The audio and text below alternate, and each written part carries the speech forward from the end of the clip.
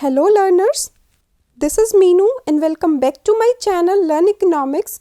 Today we will understand one of the most common abbreviation used by economists, that is GDP, which stands for Gross Domestic Product. It is often cited in newspapers, on the TV news, in reports by the governments, central banks, business community and also by the international organizations like IMF, World Bank, European Union, etc. हर कोई इसके बारे में बात करता है. And GDP has been widely used as a reference point for the health of national and global economies. जब भी किसी कंट्री की जीडीपी ग्रो होती है, specially when inflation is not a problem, तो ऐसा माना जाता है कि है उस कंट्री की इकोनॉमिक हेल्थ के लिए बहुत अच्छा है. Means in such a scenario workers and businesses are generally better off than when these were not.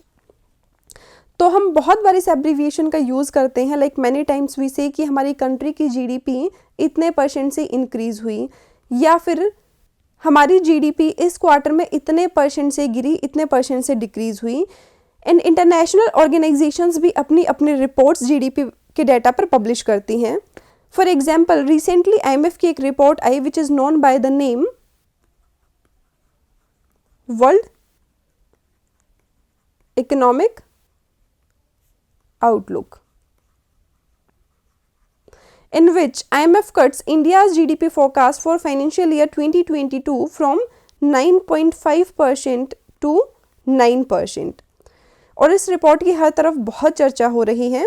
And students, let me tell you that it is very very important to remember the name of this report, क्योंकि हर competitive exam में यहाँ से कभी ना कभी question ज़रूर पूछा जाता है.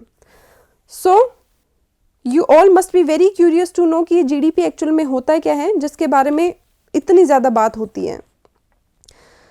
तो let's understand the meaning of gross domestic product which is GDP. तो ग्रॉस डोमेस्टिक प्रोडक्ट क्या होता है? It is the monetary value of all final goods and services जो प्रोड्यूस किए जाते हैं with in the domestic territory of a country within a specific time period. और ये टाइम पीरियड हो सकता है quarter means a span of 3 months, या फिर पूरा एक साल भी हो सकता है. Now, before we understand this entire definition, it is very important to understand some of the basic terms which are used in this definition. क्यों मैं चाहती हूँ कि यहाँ पर जो भी कुछ लिखा हुआ है वो सभी को समझ में आए, चाहे उनका बैकग्राउंड इकोनॉमिक्स से है या नहीं है. So, let's start with the meaning of goods and services first. तो goods are those items which are tangible, which means which can be seen and touched, and these are meant to satisfy the demand of the people. कि लोगों की demands को fulfil करने के लिए इनको basically produce किया जाता है. फॉर एग्जाम्पल पेन, नोटबुक्स हो गई, refrigerators, washing machines, fruits, vegetables, laptops, mobile phones, fans, eating articles like chips, samosas, pizza, burgers, airplanes, trains, scooter, etc. all are the examples of goods.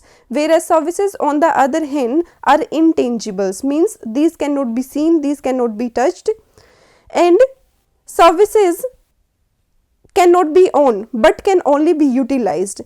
And these are perishable in nature, means their production and consumption takes place at the same time. These can be produced and consumed simultaneously. For example, जब आप एक restaurant में खाना खाने जाते हैं तो waiter serves you the food, so that serving of food is an example of service.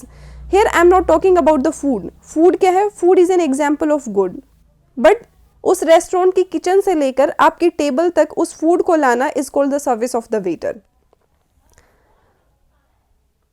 In the next slide I have taken some images of goods and services, ताकि आपको एक क्लियर आइडिया रहे कि गुड्स क्या होते हैं and services क्या होती हैं. तो गुड्स में फूड आर्टिकल्स आ जाते हैं, लाइक बर्गर्स हो गया, pizza, chips, samosas, nuts, electric appliances like laptops, ईयरपोड्स, mobile phones, video games, washing machines, dish washers, refrigerators, vehicles like scooters, bikes, cars, buses, all these are the examples of goods.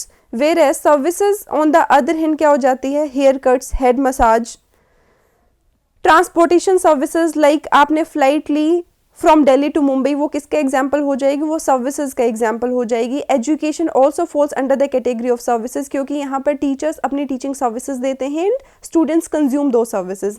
Telecom services, like आप अपने घर पर बैठकर किसी से phone पर बात कर रहे हैं, that is an example of services. Services provided by the doctors, engineers, nurses, lawyers also falls under the category of services. Home delivery, आप जो खाना ऑर्डर करते हैं फ्रॉम जोमेटो, स्विगी, या फिर जो प्रोडक्ट्स ऑर्डर करते हैं from Amazon, from Flipkart, all those are the examples of the consumption of services. Now moving forward, there are two types of goods in economics. One is final goods and services and the other category is intermediate goods. So we will understand the meaning of final goods and services first. Final goods and services are those goods and services which are meant for final use, means which are meant for final consumption, जो जिनको finally अब consume किया जाएगा and will not pass through any more stages of production or transformation. Further इनका transformation नहीं हो सकता. For example, pen, cars जो कि शोरूम्स में है क्योंकि वो वहाँ पर अब फाइनली सोल्ड आउट होने के लिए हैं. रेफ्रिजरेटर्स, वॉशिंग मशीन्स, नोटबुक्स, ये सारे किसके एग्जाम्पल है? All these are the examples of final goods and services. And why do we call these final goods and services? Because once these have been sold out, these will be out of the active economic flow. मतलब कि आप further add on नहीं करेंगे इन goods and services के market value में. And the second type is intermediate goods. Intermediate goods are those goods which are used by the producers as material inputs to produce other commodities. मतलब कि दूसरे goods and services का production करने के लिए इनको as material inputs use किया जाता है. फॉर एग्जाम्पल, बिल्डिंग का कंस्ट्रक्शन करने के लिए जिन जिन चीज़ों की ज़रूरत पड़ती है, लाइक सीमेंट, ईंटें हो गया, labour, a piece of land, ये सारे क्या, all these are the examples of intermediate goods. And we do not include the value of these intermediate goods in while calculating the GDP of a country. कि जब भी हम एक country की GDP को कैलकुलेट करते हैं तो इन इंटरमीडिएट गुड्स की वैल्यू को ऐड नहीं किया जाता है. Now the question is why do we do this? Why we just include the value of final goods and services while calculating the GDP? Because if the value of intermediate goods is also included, then it will lead to the problem of double counting. इससे double counting की problem हो जाएगी. Double counting का मतलब होता है जब हम किसी कॉमोडिटी या सर्विस की वैल्यू एक से ज़्यादा बार काउंट कर लेते हैं. और डबल काउंटिंग की वजह से क्या होता है? ओवर एस्टिमेशन होता है ऑफ नेशनल प्रोडक्ट और GDP. Let's try to understand it with the help of another example. For example, आप एक समोसा खरीदने के लिए एक शॉप पर जाते हैं जिसके लिए आप पेमेंट करते हैं से 10 रुपीज़ या फिर 15 रुपीज़ की. तो इस समोसा को बनाने के लिए जो जो सामान चाहिए, फॉर एग्जाम्पल आलू हो गया, अनियन हो गया, स्पाइसेस हो गया, ऑयल हो गया to fry all these things. तो आप जब शॉप पर जाते हैं तो आप क्या इन सारी चीज़ें जो कि किसके एग्जाम्पल है, जो इंटरमीडिएट गुड्स के एग्जाम्पल है, इन सभी के लिए अलग से पेमेंट करते हैं? The answer is no. You just make a payment for the final good which is samosa in this case, because the price of all these intermediate goods is already included in the price of the final commodity. मतलब कि इस आलू का, onion का, spices का, oil का, इन सभी का प्राइस ऑलरेडी समोसा के प्राइस में इंक्लूड हो चुका है. That's why you are paying this amount of 10 rupees or 15 rupees. And if we still include their prices, then it will lead to the overestimation of the prices of the final goods. It will lead to the overestimation of the national product or GDP. इससे overestimation होगा. That's why we do not include the prices of intermediate goods while calculating the GDP of a country. Now, the next term is domestic territory. It refers to the geographical boundary administered by the government in which persons, goods and capital circulate freely. Means जहाँ पर जो goods and services हैं, जो लोग हैं, capital है, these can circulate freely from one place to another. इसको भी हम एक एग्जाम्पल की हेल्प से समझते हैं कि डोमेस्टिक टेरिटरी में क्या क्या चीज़ें आती हैं. For example, there is a company Volkswagen which is a German based company. It came to India और इसने इंडिया के अलग अलग पार्ट्स में अपनी जो है क्या किया, अपने मैन्युफैक्चरिंग प्लांट्स लगा लिए.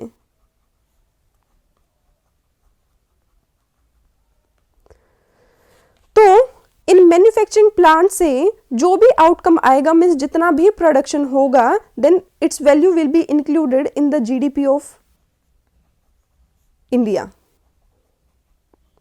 And not in the GDP of Germany.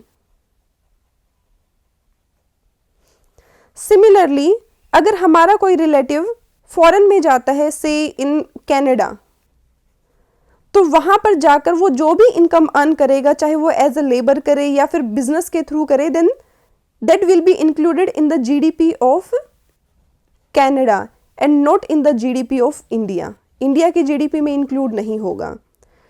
तो डोमेस्टिक टेरिटरी में बाहर की कोई कंपनी अगर इंडिया में आकर अपने मैन्युफैक्चरिंग यूनिट्स, अपने मैन्युफैक्चरिंग प्लांट्स को लगाती है, या फिर कोई पर्सन आकर इंडिया में काम करता है, जो भी इनकम वहां से जनरेट होगी, जो भी आउटकम आउटपुट जनरेट होगा, that will be included in the GDP of India.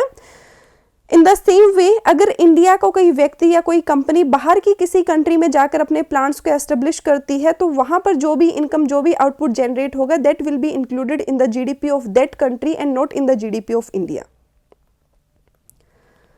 Now, moving forward, now we will understand the meaning of this entire definition. तो gross domestic product का मीनिंग अब हम समझते हैं, मतलब इस पूरी डेफिनेशन का मीनिंग अब हम समझेंगे. So the calculation of GDP involves the counting of production of millions of different final goods and services like laptops, mobile phones, music downloads, education, Apple, tractors, air conditioners और ऐसे बहुत सारे goods जो produce किए जाते हैं in the current year, और we can say in the year of calculation. Means if the GDP for 2022 is to be calculated, then the production of only those goods and services or the value of only those goods and services will be included, the production of which will take place in 2022 only. 2021 में जो produce हुआ है उसकी value को include नहीं किया जाएगा while calculating the GDP for 2022. And then summing them into a total rupee value, hence the value of second hand goods is not included, and also the value of intermediate goods is not included, and the reason I have already explained. Now GDP counts the goods and services which are produced within the domestic territory of a country. Means imports are not included. Imports को include नहीं किया जाता है. For example, an iPhone manufactured in USA and imported to India will not be included, but exports are included. क्योंकि exports क्या है? Exports are the production of the country. Exports are produced within the domestic territory of a country. These belongs to that country in which these are produced.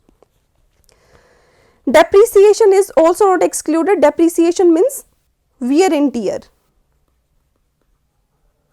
Wear and tear of capital goods like machinery, equipments and tools. तो इनकी टूट फूट पर जो खर्चा आता है, that is not excluded from the calculation of gross domestic product. If depreciation is excluded, तो वो क्या बन जाता है? वो बन जाता है net domestic product. If we deduct depreciation from GDP, then it will become net domestic product. तो ग्रॉस डोमेस्टिक प्रोडक्ट क्या हो गया? It is the monetary value of all the final goods and services which are produced within the domestic territory of a country within a specific time period. और ये time period एक quarter का भी हो सकता है. Basically हम 4 quarters के लिए Q1, Q2, Q3 and Q4 in 4 quarters के लिए जीडीपी को कैलकुलेट करते हैं, and then we calculate the GDP for the entire year. Second hand and intermediate goods की वैल्यू को इंक्लूड नहीं किया जाता है. Exports are included, imports are not included. Only those final goods and services are included produced in the year of calculation, and depreciation is also not included. तो आज हमने जाना जीडीपी के बारे में, and I really hope that now you have a clear idea about what is GDP. And in the next video we will discuss about real GDP and nominal GDP, and what are the differences between these two terms, and what are the various approaches to calculate the GDP of a country. So if you found this video useful, like it, share it with your friends, and don't forget to subscribe my channel. Thank you very much and keep learning with Learn Economics.